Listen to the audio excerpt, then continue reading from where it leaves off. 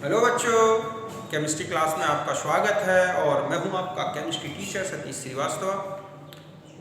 अभी मैंने इससे पहले वाले वीडियो में जो है राउल्ट्स लॉ बताया और उससे रिलेटेड सभी फॉर्मूले बताए। अब हम आ जाते हैं कुछ इम्पोर्टेंट न्यूमेरिकल प्रॉब्लम्स जो कि राउल्ट्स लॉ से रिलेटेड हैं। ठीक है, तो देखते हैं हम एक एक करके। जैसे पहला क्वेश्चन है कि A P naught A 120 mm, P naught B 180 mm और ए का जो मोल है एन ए 2 मोल है और एन बी के 3 मोल है, तो पी टोटल क्या होगा, अर्थात सॉल्यूशन का टोटल प्रेशर क्या होगा। तो देखो पहले हम इस क्वेश्चन को सॉल्व करते हैं। हमें दे रखा है, गिवन वैल्यू है कि हमें ए के मोल दे रखे हैं और बी के मोल दे रखे हैं। तो हम पहले ए और बी के क्या कैलकुलेट करेंगे, मोल फ्रैक्शन। तो हम जानते हैं कि ए का mole fraction equal to n A के मोल अपॉन टोटल मोल। तो 2 बाई कितना हो जाएगा, 2 + 3 मतलब 2/5। तो ये आ गया किसका मोल फ्रैक्शन, ए का। ऐसे ही XB का कैलकुलेट करेंगे तो उसके मोल मतलब 3 अपॉन टोटल मोल्स, तो ये हो गया XB का मोल फ्रैक्शन।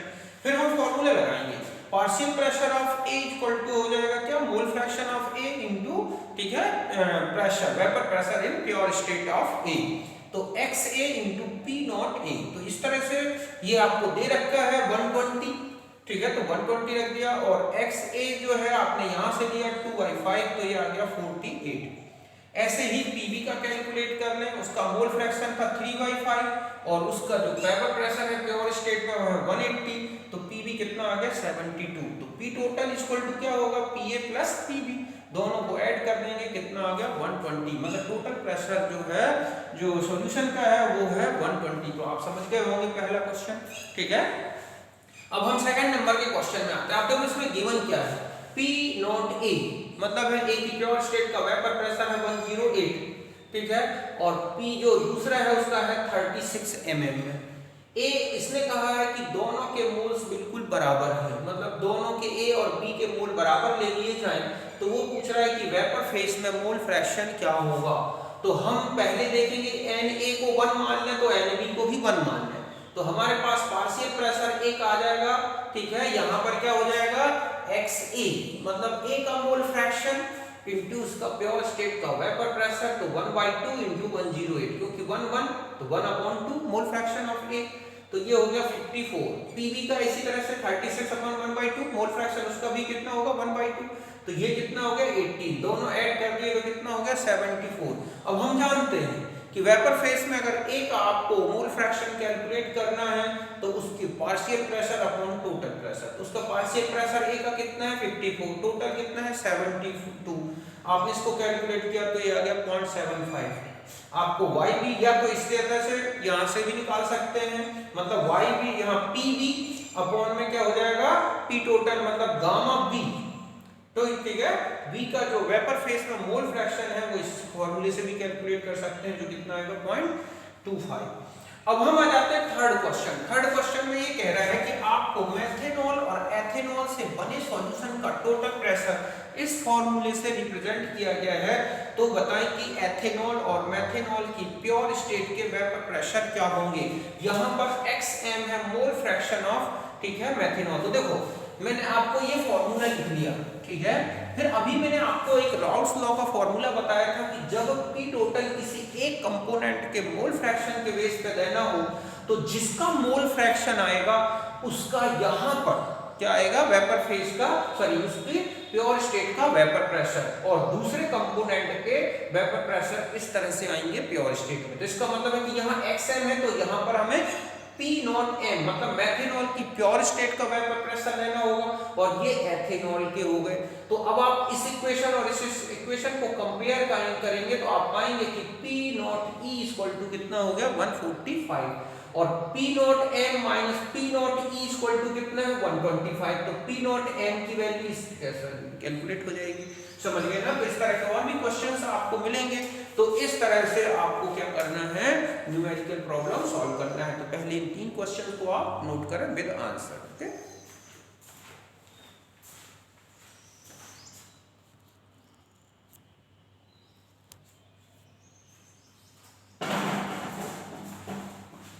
अब देखो, अब हम एक क्वेश्चन नेक्स्ट करते हैं कि यदि A और B को, ठीक है, का एक एक मिक्सचर है, एक सॉल्यूशन है। ए और बी का क्या है, एक सॉल्यूशन है।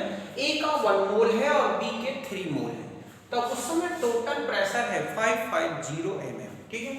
फिर ये कह रहा है कि जितने भी टेम्परेचर पर ये सॉल्यूशन था उसी टेम्परेचर पर बी का 1 मोल और बढ़ा दिया गया सॉल्यूशन में, तब ऐसा होने पर पी टोटल हो गया, उस जो पी टोटल है सॉल्यूशन ये जो था 550, उसमें 10 mm बढ़ जाता है। प्रेशर क्या हो गया, 10 mm बढ़ गया। तो पूछ रहा है कि ये जो पी स्टैंडर्ड ए है और या पी स्टैंडर्ड बी, अर्थात पी नॉट ए और पी नॉट बी की वैल्यूज क्या होंगी। तो हम देखो पहले इसी को सॉल्व करते हैं। हम जानते हैं कि हमारा फॉर्मूला होता है P total equal to P naught A into X A plus P naught B into X B. N A 1 mole है, एन बी 3 मोल है। एक्स का मोल फ्रैक्शन 1/4 हो जाएगा क्योंकि 1 और 3 4 टोटल मोल्स, और इसका 1 मोल एक्स बी हो जाएगा 3/4। पहला इक्वेशन हमने बनाया 550 मतलब पी टोटल इक्वल टू, ठीक है, mole fraction 1/4 into P naught ए प्लस 3/4 पी नॉट बी रख दिया और इसको सॉल्व किया तो पहला इक्वेशन हमारा ये आ गया, ठीक है। फिर 1 मोल का एडिशन किया गया, 1 मोल फिर जोड़ा गया। तो अब हम पी टोटल की वैल्यू देखें तो हमें पी टोटल जितना भी था 550 उसमें 10 m जो बढ़ जाता है तो कितना हो गया 560। अब हम XA यहाँ पर चूंकि 1 मोल ही था, B भर बढ़ाया गया है तो टोटल मोल तो 5 हो गए, तो 1/5 तो XB हो गया 4/5। तो P टोटल फिर इस फॉर्मूले से कैलकुलेट करेंगे तो दूसरा इक्वेशन ये बन गया। अब आप इस इक्वेशन और इस इक्वेशन को कंपेयर करेंगे तो आप पाएंगे कि P नॉट B 600 और P नॉट A कितना आ जाएगा 400। इस तरह से पहला क्वेश्चन सॉल्व हो गया, ठीक है। इसी तरह के और भी कोई क्वेश्चन बनते हैं तो आप इसी तरह से सॉल्व करेंगे। सेकंड नंबर का क्वेश्चन में ये कह रहा है कि टोटल प्रेशर है 400 टॉन, ठीक है। ये है मोल fraction of A in liquid state वो है 0.75 और मोल fraction of A in vapour face है 0.4। तो वो पूछ रहा है पी नॉट ए और पी नॉट बी क्या होंगे। तो देखो हमें पता है कि हमारे पास मोल फ्रैक्शन एक्स ए कितना है, मतलब 0.75, तो ये कितना हो गया 0.25। ठीक इसी तरह से वेपर फेस में ए का मोल फ्रैक्शन है 0.4, तो सीधा है कि अगर आप वाई बी देखें तो वो कितना होगा 0.6। पी टोटल आपको 400 दे रखा है। आप ये फॉर्मूला लगाएं वेपर फेस में मोल फ्रैक्शन ऑफ कंपोनेंट, तो इससे आप क्या सॉल्व कर सकते हैं, पी नॉट ए ऐसा ही पी नॉट बी सॉल्व कर लो, समझ गए ना। तो इस तरह से ये क्वेश्चन है, आप इन्हें नोट करें। एक क्वेश्चन और कर लेते हैं लास्ट में।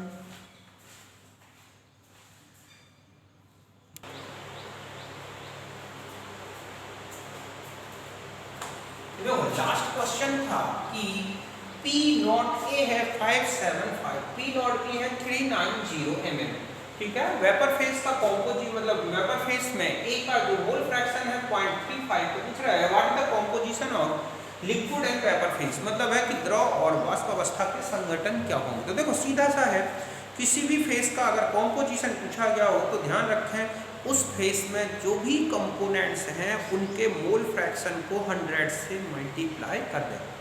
तो वेपर फेस का तो सीधा समझ में आ रहा है कि अगर ये 0.35 है तो वाई भी कितना हो जाएगा 0.65। तो वेपर फेस में तो सीधा है कि अगर आपको कॉम्पोजिशन लिखना है तो आप जो भी उसका मोल फ्रैक्शन 100 से मल्टीप्लाई कर दें, मतलब वेपर फेस में 35% तो ए होगा तो बी कितना होगा 65%। अब आता है कि लिक्विड फेस का कॉम्पोजिशन क्या होगा, तो इसका मतलब है कि हमें लिक्विड फेस में दोनों के मोल फ्रैक्शन कैलकुलेट करने होंगे। तो हम फॉर्मूला लगाएंगे वेपर फेस का कॉम्पोजिशन मतलब जो मोल फ्रैक्शन है इक्वल टू होता है कंपोनेंट का partial pressure upon total pressure. आप XA का निकालना है तो XA इसमें वैल्यू रख दें, P नॉट A दे रखा है, P नॉट B दे रखा है, तो आप इस टोटल प्रेशर वाला फॉर्मूला लगाएं तो आपके पास मोल फ्रैक्शन ऑफ A आएगा 0.7, तो B कितना आ जाएगा 0.73। अब आपको टोटल प्रेशर भी कैलकुलेट करना है तो टोटल प्रेशर भी कैलकुलेट कर सकते हैं। कॉम्पोजिशन अगर आप लिक्विड फेस का दें तो XA × 100, मतलब है कि लिक्विड फेस में मोल फ्रैक्शन × 100 तो 27 और XB कितना आ जाएगा 73, मतलब है कि लिक्विड फेस में 27% X होगा तो B कितना होगा 73%। ध्यान रखें कि जो ये है जो मोल फ्रैक्शन वेपर फेस में है वो लिक्विड फेस के मोल फ्रैक्शन के डायरेक्टली प्रोपोर्शनल होता है, अर्थात अगर लिक्विड फेस में मोल फ्रैक्शन ज़्यादा है तो वेपर फेस में भी मोल फ्रैक्शन ज़्यादा होगा। क्यों? क्योंकि हेनरी लॉ भी ये कहता है कि अगर लिक्विड फेस में ज़्यादा मोल फ्रैक्शन है गैस का या कोई भी कंपोनेंट का, तो उसकी गैसियस फेस में भी उसका पार्शियल प्रेशर ज़्यादा होगा, और पार्शियल प्रेशर ज़्यादा होगा तो उसका मोल फ्रैक्शन भी ज़्यादा आएगा वेपर फेस में। तो इस तरह के मैंने बहुत सारे क्वेश्चंस आपको राउल्स लॉ से रिलेटेड बता दिए। आप इनकी शीट करें और इनसे रिलेटेड सारे क्वेश्चंस करें। बच्चों, मैं आपसे रिक्वेस्ट करता हूँ कि आप मेरे वीडियोस देखते हैं तो जो भी अच्छा लगे आप उसे लाइक ज़रूर करें, और किसी भी प्रकार का कोई, और अगर मान लो आपको, और मैं पूरी जितनी भी ऑर्गेनिक और इनऑर्गेनिक केमिस्ट्री है, फिजिकल केमिस्ट्री, इन सब का वीडियोस बनाऊंगा और हर यूनिट वाइज डालता रहूँगा। आप इसे सब्सक्राइब कर लें, आपको हर यूनिट को ऑर्डर में सब कुछ मैटर घर बैठे मिल जाएगा। आपको बोर्ड के लेवल पे भी पढ़ा देता हूँ और सारे कंपटीशन क्वेश्चंस भी करा रहा हूँ, तो आप इसे सब्सक्राइब भी करें।